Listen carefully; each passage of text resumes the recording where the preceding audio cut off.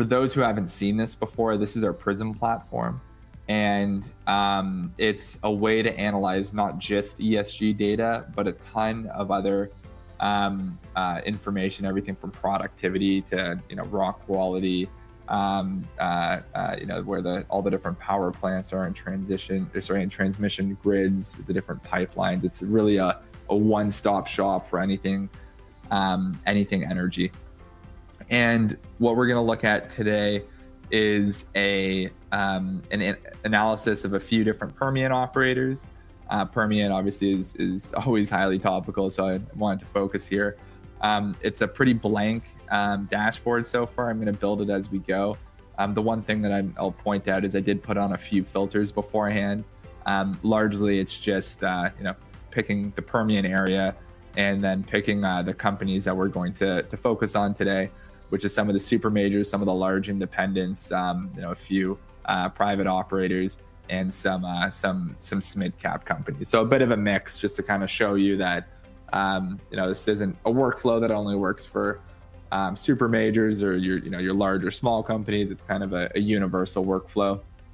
But to get into it, I'm going to start building some charts here.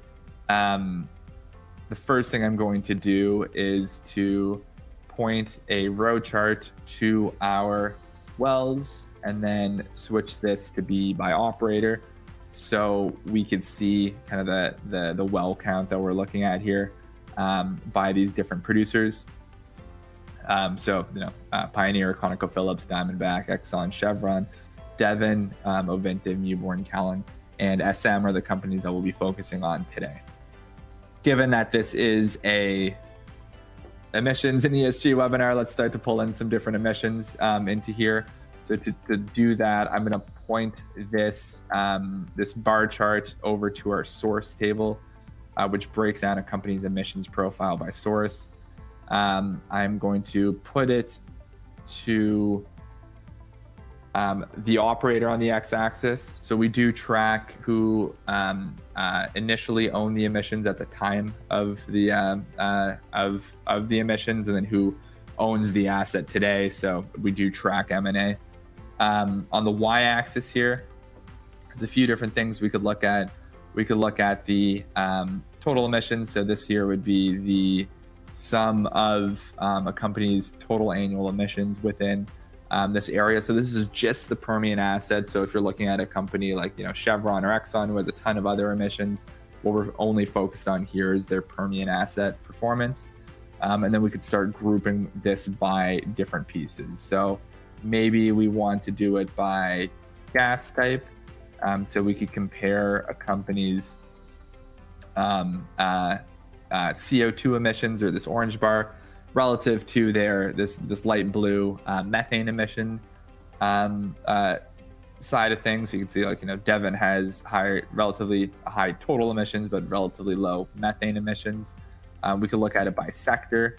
So some of these companies are going to own their own gathering systems or different natural gas processing plants. So we have onshore production, the gathering systems, or natural gas processing plants. But there's different ways of looking at it. What we're going to do for today, though, is focus on the detailed source, or kind of the source of these overall emissions, broken down by category. And then instead of looking at things on a total emissions basis, I'm going to normalize it for production, switch that from a sum to a mean. So this here would be their kind of average emission intensity on a kilograms of carbon dioxide equivalent per BOE basis for these producers. Then what we're going to do is add in another row chart off to the side here, where we could start to look at some summary statistics on what is going to be the main kind of cause of a company's emissions. And that's going to help dictate what we want to focus on here. So again, what I'm doing is grouping this by, not by operator, grouping this by detailed source. So these here would be all the source categories that we have. We're looking at the total metric tons of carbon dioxide equivalent on a sum basis. And you could see that the vast majority of these companies' emissions are kind of grouped into four categories. combustion emissions. So that would be using a lot of like diesel or natural gas for in-field power. You can think about it, anything that, running a rig or a frac crew or compressor station typically shows up here. A lot of flaring, as we know, we're in the Permian over here, so that those two categories are going to make up a big component. And then pneumatic device venting are kind of the four big categories here. Really, these are both kind of different instances of flaring. But overall, if we could eliminate these four categories, then there's these companies could reduce their overall emissions by about 90%. So now that we've established that, we're going to start bringing in some economic metrics here. And what's really fun about Prism, and one thing that I do enjoy using a lot, are there's something that we have in here called custom fields. So it's really easy for you to add in different workflows or different kind of metrics in here. One that I added in before this webinar is something that I'm calling carbon liability at $40 per ton. So $40 per ton, it's pretty high relative to today's voluntary market, which is kind of in like the $10 to $12 per ton range. But as you saw on that one of those first slides, it's relatively low for an actual established market like over in the EU.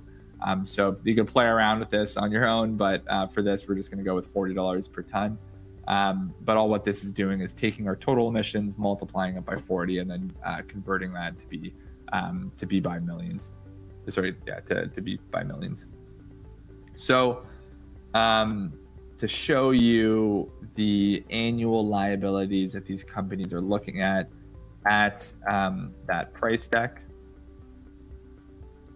it's going to switch this from the wells table over to the source table.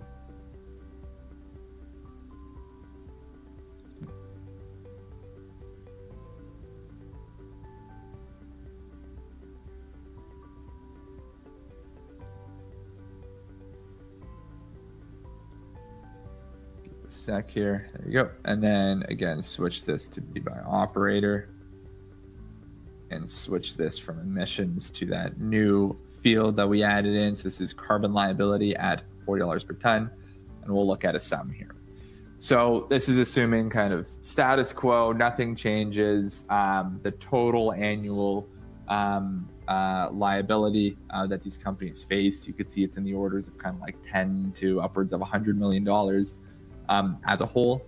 Some of these will be from non-upstream related emissions. So some of these might just be focused on like the natural gas processing sector and things like that.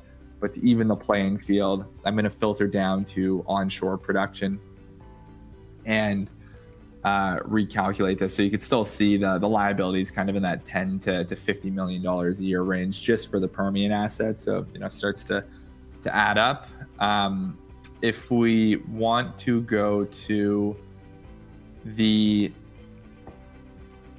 let's do this. So we could switch this to gas type from the emission source. We know that methane was something that's getting pretty heavily scrutinized in the market today. If we just filter down to the methane emissions and look at the source of those emissions, it gets us over here. So by and large, the largest source of methane emissions is going to be this kind of light pink category, or the pneumatic device category. So if we focus initially on that, I'm just going to switch this back because I kind of like the way that it was. If we switch this back to detailed source, what we could do is add in a new summary table. Point this to our greenhouse gas summary data set, which has a ton of different asset level pieces associated with it. We'll go to the operator, and then what I'm going to do here is show you the count of pneumatic devices by company. Do the high, intermittent, and low bleed devices, as well as the total pneumatic devices.